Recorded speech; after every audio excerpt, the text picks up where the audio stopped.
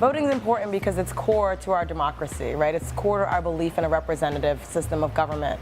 And so voting is the one day a year or a couple of days a year that we get to all as a community, you know, your family, your friends, your neighbors, come together in a community act of selecting the people who are going to represent us in government. Because that's where you decide who is going to represent you and how money comes into your communities, how laws are passed, and the kind of issues that you want to be supportive. You have to find that out while you go to the ballot. Eric Garner, Freddie Gray, Sandra Bland. You know, these aren't just names. They're the results of criminal justice reforms that never happened, chokehold laws that never passed, special prosecutors that are never appointed. You know, all of society's ills, they feed off of voter apathy. So you got to starve it out. And so it matters because that's your opportunity to have your voice heard by the people who hopefully will represent you at the city, state, and federal level and push forward policy reforms on issues that matter to everyday Americans. The who is pretty simple. All eligible Americans can vote. And it depends, you know, it varies by state what that eligibility determination is. In some states, if you're 16 or 17, you can do what's called pre-register to vote, and you can actually cast a valid ballot when you become of age. And then in other states, it's 18. And so you should definitely check your state's laws for when you can actually register. Well, in New York, you can register to vote if you're a United States citizen, if you'll be 18 by the end of the year, and if you aren't on parole or incarcerated. The how is the hard part, right? Like, we live in a country that has a blizzard of voter registration laws, and they vary from state to state.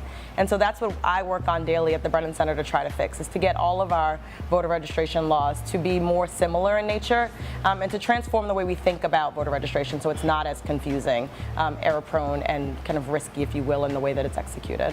You can register. There's different times of the year where you can register. This year we have 4 elections in 2016. So we had a presidential election primary in April. We have a federal election for congressional and Senate only in June. And then we have another primary for state legislature in September, and then the general election in November. So about 8 weeks or so before those elections take place, you can register to vote, so you can able to vote in those elections. If you are convicted of a crime, that also varies from state to state whether you're able to cast a vote. And that's part of the problem. Right now in America, there are 6 million Americans who can't vote in elections because they've been convicted of a crime in the past. And again, that varies from state to state, how long they can that restriction lasts and whether or not they permanently cannot vote. And so there are 3 states in our country. Those 3 states are Iowa, Kentucky, and Florida. If you live in one of those 3 states, the government has to give you an individual pardon before you can vote again. That can't be what our democracy is about. We believe in second chances for Americans. We believe in paying your debt to society. And once that's done, those people should be able to participate in democracy. So the Voting Rights Act of 1965 was passed during the administration of U.S. President Lyndon B. Johnson, and it was fiercely advocated for by a number of civil rights activists such as Martin Luther King. And the reason they felt the need to pass this law is because so many states were trying to enact different legal barriers to make it harder for African Americans in particular to vote.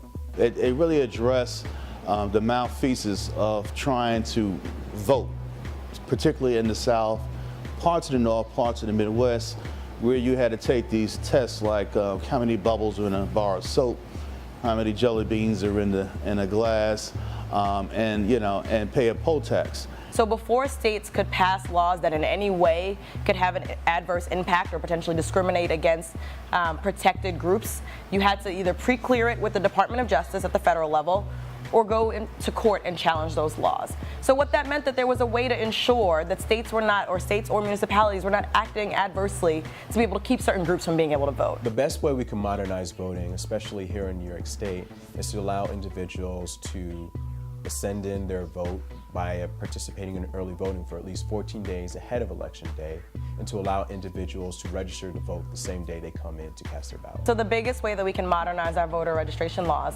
is a very smart, transformative policy called automatic permanent voter registration. And that has 4 key components. First, we should leverage technology to make sure that government already has information at its disposal, that they're using that information to automatically put people on the rolls. So they create databases that have your information.